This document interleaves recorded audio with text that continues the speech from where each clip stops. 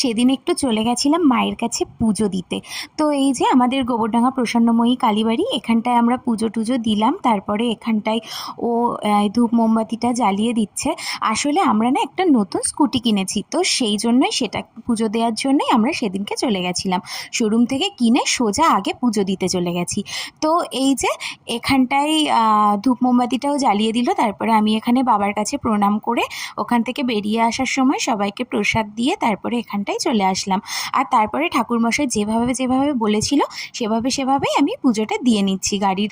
তো এখানটায় আমার 3টে ফোঁটা দিতে বলেছিল, আমি না ভুল করে নাম্বার প্লেটের ওপর দিয়ে ফেলেছিলাম। তারপরে ও বললো এখানটায় তো নাম্বার প্লেট বসবে, তুমি নিচে ফোঁটাটা দাও। তাই আবার নিচেই দিয়ে দিলাম। আর তারপরে ওখানটায় যেই চেলি কাপড়টা ছিল তার ভিতরে করে ফুলগুলো নিয়ে গাড়ির ভিতরে বসিয়ে রেখে দিলাম। আর এই যে এখানটায় মালাটা পরিয়ে আমি আমার পুজোটা কমপ্লিট করে ফেললাম। তো তোমরা সবাই জানিও গাড়িটা কেমন হয়েছে।